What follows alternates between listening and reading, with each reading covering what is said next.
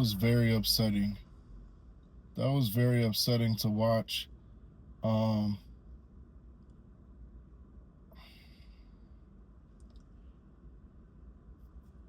a historic comeback, the biggest comeback in NBA Finals history by the New York Knicks. They were down 29 points in the fourth quarter, and they managed to come back and win this game. I really don't even want to go over the stats in this game because the stats really don't matter. The only stats that matter are in the last 9 minutes of the game. That was very hard to watch for somebody that obviously has been rooting for the Spurs this whole series. And like I said in the last video, it's been getting harder and harder to root for them. But I mean, this just took the cake. I mean, I can't even say that the Spurs showed their youth. It really comes down to coaching. It comes down to personnel. It comes down to just acting like you've been here before. And I say acting because obviously none of the players that were on the floor have been in this situation before. That was an ultimate collapse. I mean, it was as if the Spurs got way too comfortable when they had the lead and they just got to chucking up shots, taking shots just for the fun of taking shots. I mean, down the stretch when the Knicks started their comeback, I did not like a lot of those shots that the Spurs were taking. I mean, they even airballed down the stretch just because out of desperation. That's the point that it got to in the game. And they've blown a double-digit lead in the second half in every single game of this series. But this one, it really took the cake.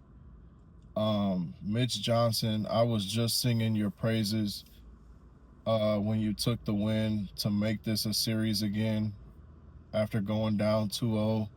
I thought that, you could muster up some of the same things the Knicks did, winning twice on the road. But I mean, you can't even say that the Spurs were outmatched. I mean, they were up 20 plus points the majority of this game, and they just fell apart.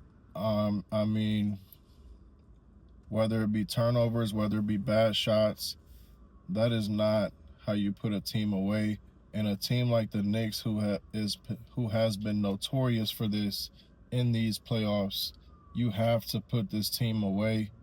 And I really think now, I mean, I said it before, but I really believe now that was the last chance really to make this a series, to kind of extend the series, because I really don't see a world where the Knicks don't take this next game as serious as they're supposed to. Everybody is expecting them to kind of take a dive or push the series, to game 6 so they can win in New York. That would be the storybook ending. But I think the best bet for New York, and I mean for the viewers at this point, is to wrap this series up next game, game 5, and just hop on the first flight back to New York. I mean, the fans, they will be waiting for you with open arms. I do not see this series going any longer than 48 minutes. I think next game is over, and it's because of the costly mistakes. I mean, every game this series has been winnable by either team. The Spurs very much could be the team that are sitting here up 3-1. I mean, game 2, I believe it came down to a missed game-winning shot by Wemby. That very much could have been a win.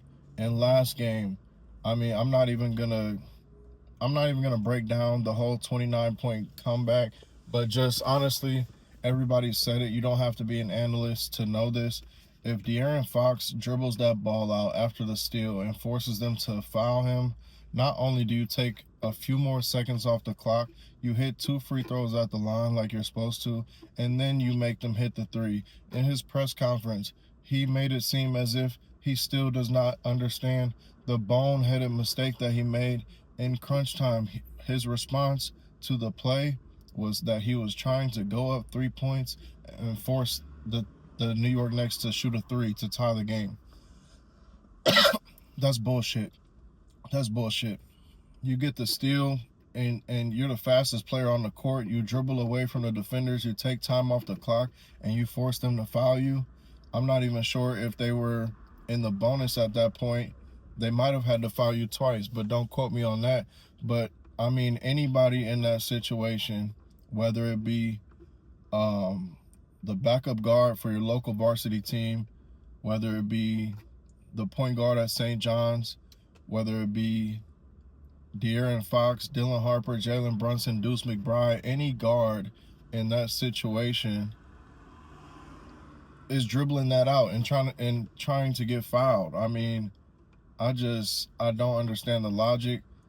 Everyone is looking at De'Aaron Fox to be the lead guard, to be the veteran guard, and kind of will these San Antonio Spurs back into this thing. I mean, Wemby had a monster double-double, but most of that was kind of in the first 3 quarters.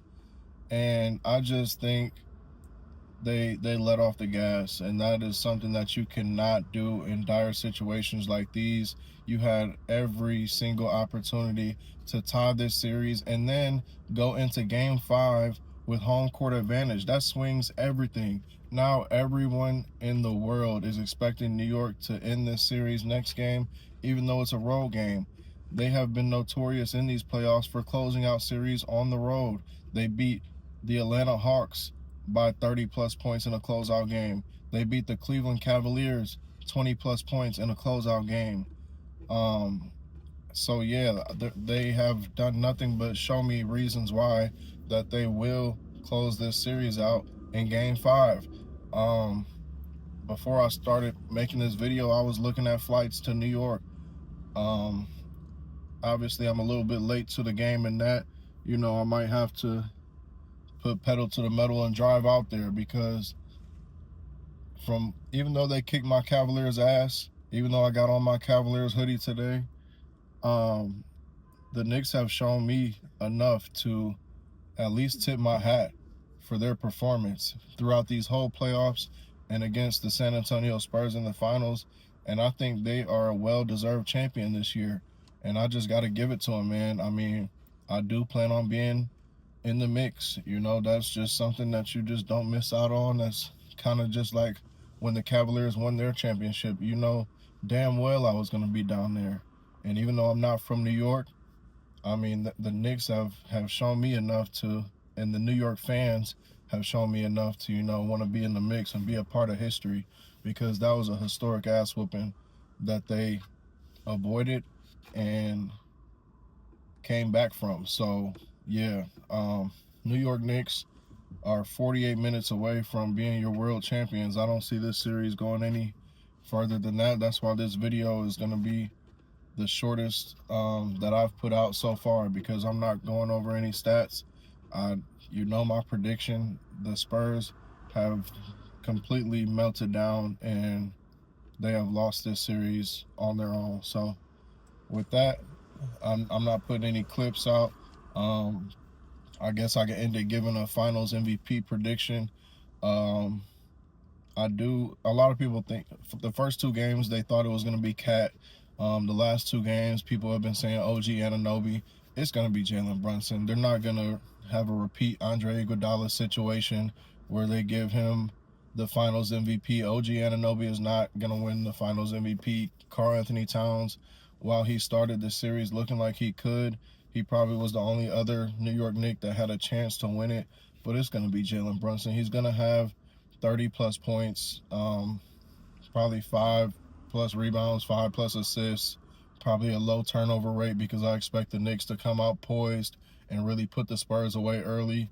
So, I mean, he's going to have a game, and he'll walk away with the finals MVP. That's the only prediction I got that's out of the obvious. So, yeah, 2K TV, I'm out. I'll see you after Game 5.